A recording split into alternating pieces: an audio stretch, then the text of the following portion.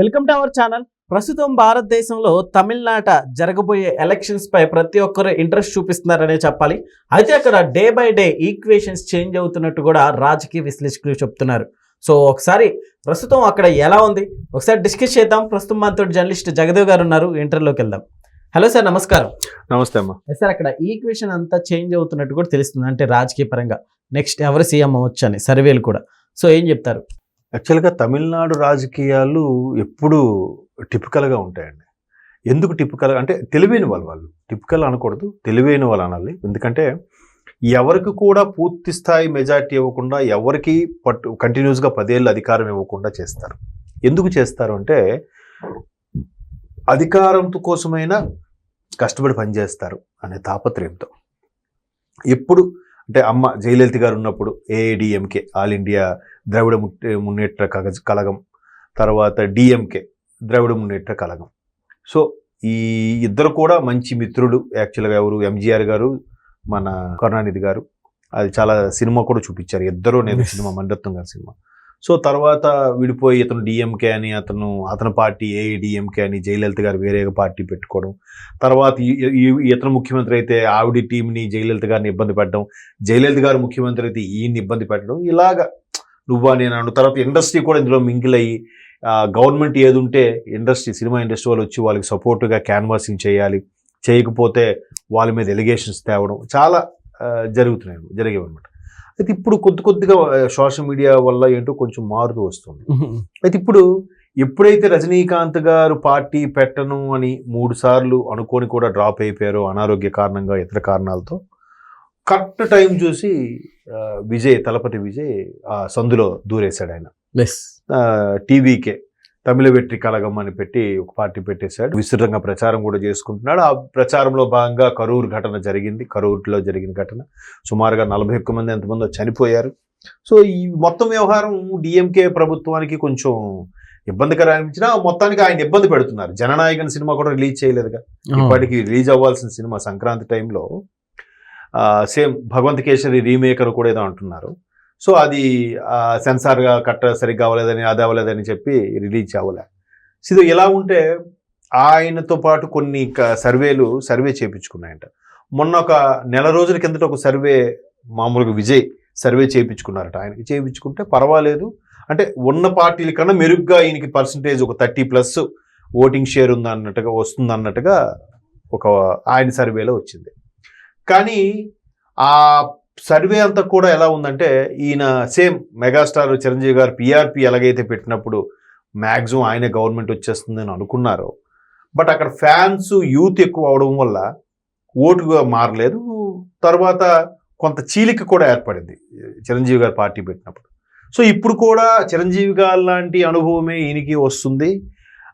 Youth ఎక్కువ ఉన్నారు. Especially ఇప్పుడు మళ్ళీ సర్వే చేయించిన పార్టీ కూడా సౌత్ తెలంగాణ, అంటే ఆల్మోస్ట్ మన మధురై కిందకి, మధురై నుంచి కన్యాకుమారి వరకు ఉండే ఈ సౌత్ తమిళనాడులో ఎక్కువగా విజయ్ గారికే సీట్లు వస్తాయని ఉంది. కానీ యూత్లో ఎక్కువ క్రేజ్ ఉందంట. అంటే రజనీకాంత్ గారి తర్వాత ఆ స్థాయి ఇమేజ్ సంపాదించుకున్న super star Thalapathy Vijay. So ఇప్పుడు యూత్లోనూ అంతమందికి ఓటు హక్కు ఉండదు. ఆ ఓటు హక్కు లేనప్పుడు అది ఓట్లుగా మలిచేది ఎట్లా కదా. సో ఇలాంటి డౌట్స్ మీద ఉంది. బట్ రీసెంట్గా ఒక స్వచ్ఛంద సంస్థలు 2-3 స్వచ్ఛంద సంస్థలు సర్వే కూడా చేశాయి. సర్వే చేస్తే అందరూ ముక్తకంఠంతో చెప్పింది ఏంటంటే, అంటే ఒక 4-5 సర్వేలు చేస్తే అందులో ఒక సర్వే మాత్రం డిఎంకేకి ఎక్కువ ఆధిక్యం వస్తుందని ఉంది. మిగతా అన్ని సర్వేలు విజయ్కే ఆధిక్యం వస్తుంది అన్నట్టుగా ఉంది. మేబీ డిఎంకే వాళ్ళకి ఫేవర్గా చేయించుకున్నారేమో. మన దగ్గర వైసీపీ వాళ్ళు లాస్ట్ టైం చేయించుకున్నట్టుగా. సో నేషనల్ మీడియాతో సహా అందరూ కూటమే వస్తుందని చెప్తే వైసీపీ వాళ్ళు అవన్నీ ట్రాష్, మాదే వస్తుందని చెప్పి చేయించుకున్నారు కదా డబ్బులు ఇచ్చి. సో అట్లాగా ఏదైతే వార్త వచ్చిందో ఇక్కడ కూడా అలాంటి వార్త వస్తుంది. బట్ మ్యాక్సిమం తలపతి విజయ్ టీవీకే పార్టీకే ఎక్కువ పర్సంటేజ్, అంటే ఆల్మోస్ట్ 37 to 39% ఓటింగ్ రావచ్చు. ఇకపోతే డిఎంకే ప్రస్తుత ముఖ్యమంత్రి స్టాలిన్ ఉన్నారు కాబట్టి ఆ డిఎంకే పార్టీకి సుమారుగా ఒక 25 నుంచి 27 మధ్యలో ఓటు షేర్ రావచ్చు. తర్వాత ఏఐడిఎంకే అమ్మగారి జయలలిత సంబంధించి మన తర్వాత పన్నీర్ సెల్వం ముఖ్యమంత్రిగా చేశారు. సో వాళ్ళకి ఒక 23 to 25 మధ్యలో పర్సంటేజ్. అంటే వీళ్ళకి డిఎంకేకి ఏఐడిఎంకేకి జస్ట్ 2% తేడా షేరింగ్లో. తర్వాత మన కెప్టెన్ విజయ్ గారిది ఒకటి ఉంది, దేశీయ మురపక్కు తమిళ వెట్రి కళగం, డిఎండికే ఏదో అంటారు దాన్ని, డిఎంటీకే అని సంథింగ్. సో ఆ పార్టీకి కూడా ఒక 10% షేరింగ్ వచ్చే అవకాశం ఉంది. అంటే కెప్టెన్ విజయ్ లాంటి లీడర్లు, నటులు చనిపోయినా కూడా ఇంకా వాళ్ళ మీద అంతగా మాత్రం క్రేజ్ ఉందంటే గొప్ప విషయమేగా. ఎందుకంటే ఒకానొక టైంలో కరుణానిధి గారు చివరిసారిగా ముఖ్యమంత్రి చేసినప్పుడు, జయలలిత గారు చివరిసారి చేసినప్పుడు వన్ ఆఫ్ ది ప్రతిపక్ష పార్టీ విజయకాంత్ గారి పార్టీగా ఉండేది. దేశీయ మురపక్కు ఏదైతే డిఎండికే ఉందో ఆ పార్టీ. సో అంటే ఆయన అలాగే ఉన్నాడు తప్ప ఏదో పెద్ద పార్టీలు విలీనం చేయలే. ఇంతకుముందు మనం చిరంజీవి గారి పార్టీ గురించి మాట్లాడుకున్నప్పుడు ఆయన తర్వాత ఆ ప్రెషరు ఎందుకో అది సరిగ్గా హ్యాండిల్ చేయలేకే మనకెందుకు వచ్చిన ఆయన, ఎందుకంటే ఆయన ఎవరిని విమర్శించలేకపోయాడు. రాజకీయాలు ఎలా ఉండాలంటే అవసరమైతే విమర్శించాలి, కయ్యానికి కాలు దూబాలి, నువ్వు సై అంటే సై అనాలి. చిరంజీవి గారి మనస్తత్వం అది కాదు కాబట్టి ఆయన హ్యాండిల్ చేయలేక అది కాంగ్రెస్లో విలీనం చేశారు.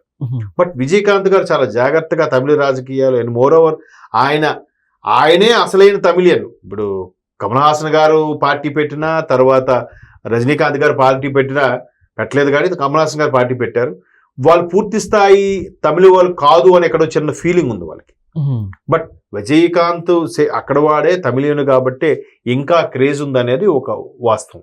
మరోవైపు ఏఐడిఎంకే లాంటివి బీజేపీతో పొత్తు పెట్టుకొని వెళ్ళే అవకాశం ఉంది. సో ఇక్కడ విజయ్కి పూర్తి స్థాయి మెజార్టీ రాకపోతే కూటమిగా ఏర్పడతారా, లేదు విజయ్ గారికి 37% నుంచి 39% మంది నిజంగా అదే రేషియోలో కానీ వచ్చినట్టయితే, ఇప్పుడు వర్స్ట్ కేసులో 35% అనుకుందాం. సో గవర్నమెంట్ మొత్తం 234 అసెంబ్లీ స్థానాలు ఉన్నాయి తమిళనాడులో. 234లో ఒక 35% అంటే ఆల్మోస్ట్ ఆల్ 1/3 అంతే కదా. అంటే సుమారుగా 150 నుంచి 160 సీట్లు రావాలి. 150 నుంచి 160 సీట్లు వస్తే ఆల్మోస్ట్ ఆల్ సీఎం ఆయనే 35% అంటే అంతే కదా. ఇప్పుడు 234లో సగం ఎంత అండి, 117 ఎంతో అంతే కదా. సో ఆ 117 కన్నా ఎక్కువ జస్ట్ 130 వచ్చినా కూడా ఆయన సీఎం అయిపోయే ఛాన్సెస్ ఉన్నాయి. కాకపోతే ఆ ఓటింగ్ షేర్ అనేది ఎలా ఉంటుంది, అలాగే ఫ్యాన్స్కి యూత్లో ఎక్కువ క్రేజ్ ఉంది కాబట్టి ఈ యూత్ క్రేజ్ అంతా కూడా ఓట్లుగా ఓట్లుగా మారితే ఆయన సీఎం అవుతాడు. కానీ డిఎంకే కూడా, స్టాలిన్ గవర్నమెంట్ కూడా చాలా సీరియస్గానే ట్రై చేస్తుంది. అవసరమైతే ఓటుకి ఎంతైనా కొనడానికి కూడా సిద్ధంగా ఉందట. బట్ విజయ్ ఏమొస్తారు తెలియదు. బట్ డిఎంకే ఏదైతే మైనారిటీస్ కొంచెం ఫేవర్గా ఉందో, విజయ్ కూడా మైనారిటీకి చెందిన వ్యక్తే కాబట్టి అక్కడ అది కొల్లగొట్టలేకపోతుంది డిఎంకే. సో విజయ్కి ఫేవర్గా అవకాశాలు ఎక్కువ ఉన్నాయి. బట్ విజయ్ వస్తే తర్వాత అతను ఎన్డీఏలో చేరుతాడా, ఇండియాలో చేరుతాడా అన్నది wait and see. Okay sir, thank you.